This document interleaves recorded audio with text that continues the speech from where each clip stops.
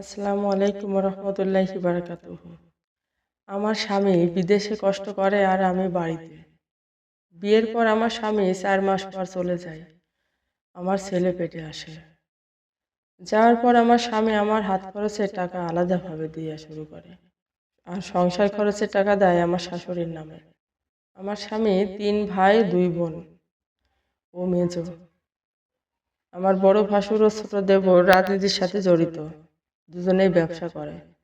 ওনারা কেউ তাদের টাকা খরচ করতে চায় না, সব আমার স্বামীর টাকায় চলে। অনিয়মে অনেক ভালো খাবার খায়, কোথাও দাওয়াত দিলে যেখানে 3,000 টাকা দিলেই হয় সেখানে 5,000 টাকা দিয়ে আসে।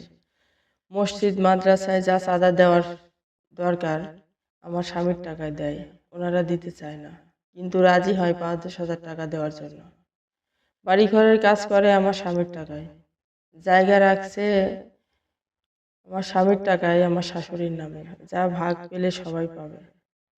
যাবার 9 মাস পর আমার স্বামী আমাকে বলল, তুমি ওখান থেকে একটা চিঠি পাঠাও আমার মালিকের কাছে অসুস্থ বলে, তাহলে ছুটি দিবে, আমি বাবুর সাথে দেখা করব, বাড়িতে আসব।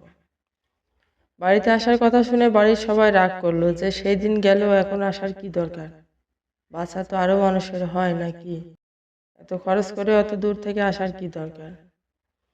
আমি তখন ভাবলাম ওকে সবাই টাকার ম্যাচিং ভাবা শুরু করছে। ও আসার পর আমার রুমে লাখিস খুলছে রাতে, আর বেশি কিছু আনে নাই। এসব কারণে সবাই মনে মনে রাগ, আমরা দুজনেই বুঝতে পারলাম। আমি আমার স্বামীকে বললাম, দেখো এভাবে টাকা খরচ করে ফেললে তুমি একবারে আসবে কবে, বাচ্চাটা এতিমের মতো বড় হবে। বাচ্চার কথা চিন্তা করে ও বাড়িতে শুধু আমাদের খাওয়ার খরচ দিল, এক্সট্রা টাকা দেওয়া বন্ধ করে দিল। এতে সবাই আমার উপর রাগারাগি করা শুরু করলো, আমাকে দোষারোপ করা শুরু করলো। আস্তে আস্তে ঝামেলা বাড়তেই থাকলো। ও আবার চলে গেল। আমি বাচ্চাকে নিয়ে বাড়িতে সব কাজ করা, চলাফেরা করা আমার অনেক অসুবিধা হতে লাগলো। সবাই ইচ্ছা করে আড়াআড়ি করা শুরু করলো। পরে 7 মাস পরও আবার বাড়ি আসে, আমাকে আলাদা করে দিয়ে যায়। যে বাড়ি সম্পূর্ণ আমার স্বামীর টাকায় করা, সেই বাড়িতে শুধু একটা রুম দেওয়া হলো আমাদের।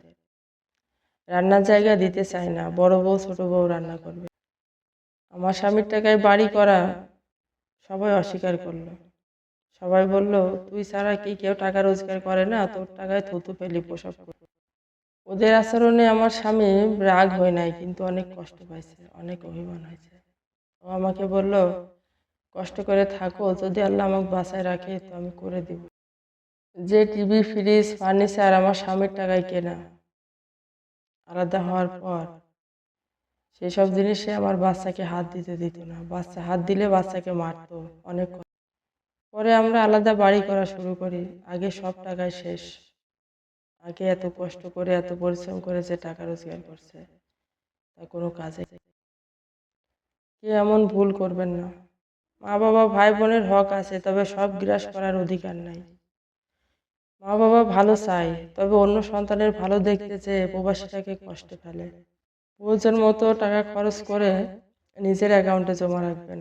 অনেকের বউ ছেলে মেয়েও অনেক টাকা নষ্ট করে ফেলে, যেখানে 100 টাকা খরচ করলেই হয় সেখানে 500 টাকা খরচ করে বড় হয়।